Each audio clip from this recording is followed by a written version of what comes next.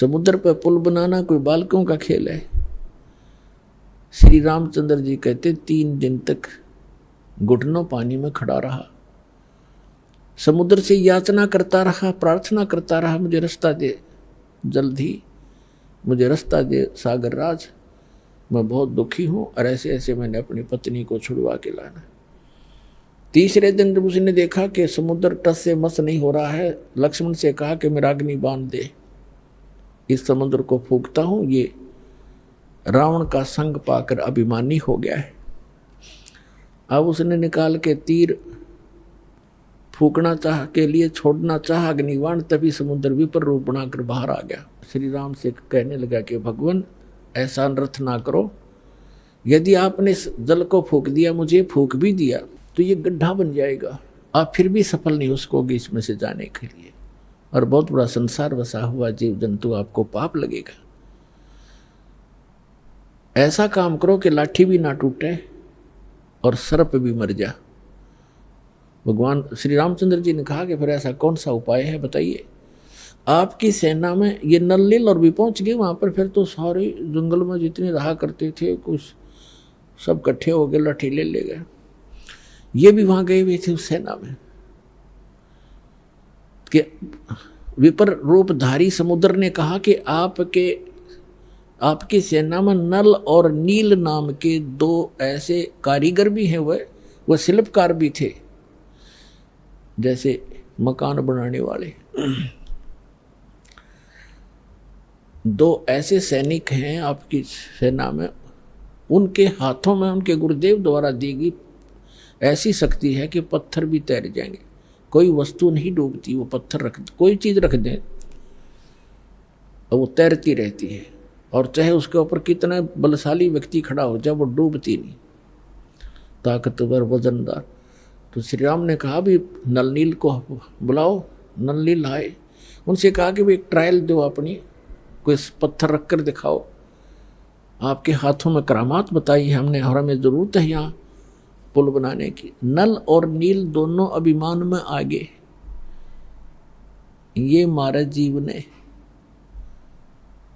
उसने सोचा कि यदि हम अपने गुरु जी को याद करेंगे, मंत्र तंत्र करेंगे, अपना मंगलाचरण, तो श्री रामचंद्र जी ने सोचेंगे ये तो कहीं भगवान की स्तुति करके इन्होंने शक्ति प्राप्त की है, यानी अभिमान आना था, ऐसे काम बिगड़ा करता है, किसी प्रकार भी हो जाए गड़बड़। उन दोनों ने उस दिन तुरंत पत्थर उठाए, अहम था उस दिन, उन्होंने वैसे तो पत्थर उठा कर रखे करते थे, कोई कुछ भी चीज रख देते। उस दिन उनके अंदर एक विशेष दोष था मन में, इसलिए फेल हो गए। पत्थर उठाए रखे, दोनों के डूब गए। अब उनको तो कॉन्फिडेंस था कि अवश्य तैरेंगे, और लाइट आ गए, फिर दूसरे भी डूब गए, फिर लाइट आ गए, वह भी डूब गए। अब श्री रामचंद्र जी कहने लगे, समुद्र की तरफ देख रहे थे, ये सोच, ये कहने, मानो ये कहना चाहते हैं कि आप झूठ बोल रहे थे। उसी से में उस विपर रूपधारी समुद्र ने कहा कि नल नील तुमने अपना सतगुरु याद नहीं करे, उनको याद करो, तो उनका बात याद आएगी। फिर उन्होंने परमात्मा को याद किया, और वो तो आना ही था, क्योंकि श्री रामचंद्र भी दुखी, रावण का अंत आए लिया था, उसकी टिकट भी कटवानी थी, और वहां आए क्योंकि ब्रह्मा विष्णु महेश भी उसी के तो बच्चे हैं परमात्मा के। सूक्ष्म वेद में कहा कि राम कृष्ण सतगुरु सहजादे और भक्ति हेतु न हुए प्यादे, उस परमात्मा के ही बच्चे हैं, ये भी सहजादे हैं, हमसे अच्छी आत्माएं हैं ब्रह्मा विष्णु महेश।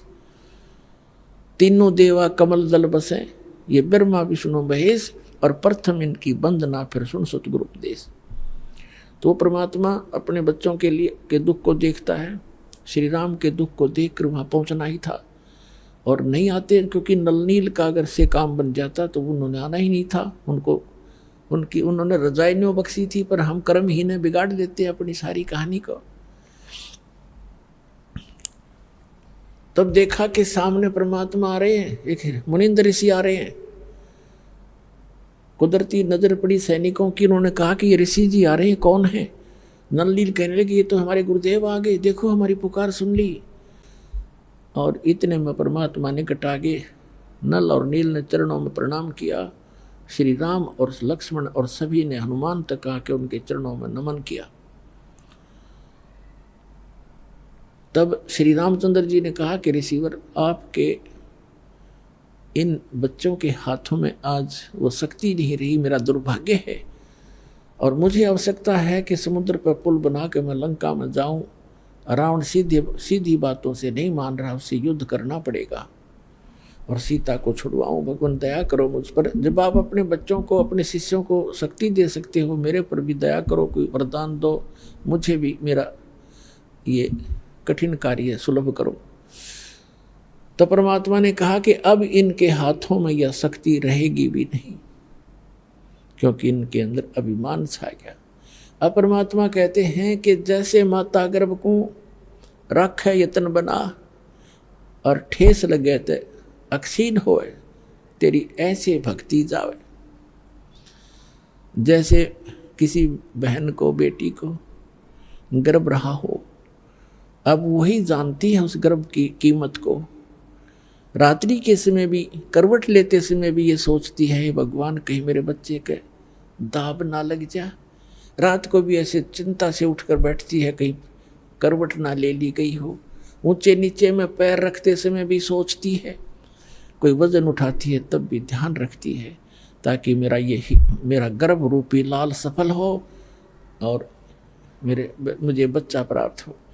तो परमात्मा कहते हैं, ऐसे आपको जिस दिन से मंत्र प्राप्त हुआ है, उस दिन से आपकी आत्मा के अंदर भक्ति रूपी ये लाल गर्भ प्रारंभ हो गया है। और इसको इतना सतर्क रहना पड़ेगा, आपने इसको ऐसे रखना पड़ेगा जैसे माता गर्भ को राखे यतन बना और ठेस लगे तो अक्षीण होए, तेरी ऐसे भक्ति जावे नसावे। तो उन्होंने भक्ति नाश किया, गुरु जी की से आस्था हटी, अभिमान घर कर गया। अभिमान इस जीव का सबसे बड़ा शत्रु है। अहंकार के अंदर जीव मार खाता है, और जीव क्या कि अहंकार से यहाँ प्रधानमंत्री बना हो, चाहे सारी पृथ्वी का राजा हो, 1 मिनट में अधरंग पैरालिसिस हो जा, बांका मुंह हो जा, हाथ उठे नहीं, मक्खी मुंह में गब्बड़े और लिकड़े, खा कभी मान इसका मट्टी का। तो हमारे को काल ना अज्ञान से इतना मूर्ख बना दिया कि हम इस मिट्टी का भी मान कर लेते हैं, अपने को सुपीरियर मानने लग जाते हैं। हमारी बुद्धि भ्रष्ट कर रखी इस काल ने। तो श्री रामचंद्र जी ने कहा कि भगवान फिर मेरे ऊपर तो बड़ी आपत्ति आई है, कुछ दया करो, एक पुल बन जाए इस पर, समुद्र के ऊपर। तो परमेश्वर ने कहा क्या वो मेरे साथ साथ हाथ में एक सोटी ले रखी थी, डोगा जैसे आजकल बूढ़े रखा करें, सोटी वैसे भी रखते हैं, जैसे कोई कुत्ते बिल्ली से बाहर जाते हैं तो रख लेते थे। वो एक सोटी थी, डंडा था, उसके साथ ऐसे लाइन खींच दी रेखा, एक बहुत बड़े पहाड़ के चारों तरफ गए, और कहा कि इस रेखा के अंदर अंदर के पत्थर उठा लीजिए, ये सब हल्के कर दिए हैं, इससे अपना पुल बनाओ, बन जाएगा। अब वो पत्थर उठाए गए, उनकी ट्रायल ली गई, बिल्कुल आसानी से ऊपर तैर जाते हैं। अब नल नील दोनों शिल्पकार भी थे, उन्होंने उनको काट तराश के एक दूसरे में फंसा के भी ऐसे एडजस्ट कर किए उन्होंने। इतना योगदान उनका फिर भी रहा, लेकिन वो परमात्मा कबीर जी की कृपा से मुनिंद्र रूप में आए, भगवान की दया से समुद्र पर वो पुल बनाने में श्री रामचंद्र जी सफल हुए थे। जगत का पेखना पेख्या धनी का नाम ना लेखा, जगत का पेखना पेख्या धनी का नाम ना लेखा। उसने ऐसे कर दिया, उसने ऐसे कर दिया, जो करने वाला उसका किसी जिक्र भी नहीं हमारे हम करते। तो पुण्यात्माओं, इस प्रश्नों के उत्तर सुनकर वो भक्त इतना प्रभावित हुआ जी, बात तो आपकी सारी नई नई लगे हैं, पर हृदय में जगह बनावे, और कुछ कुछ मुझे आपकी बात में दम लगा। अब पुण्यात्मा हो, प्रथम बार यो पुराना पेंट इतना जबरदस्त हो रहा है आपके हृदय में, पुराना अज्ञान।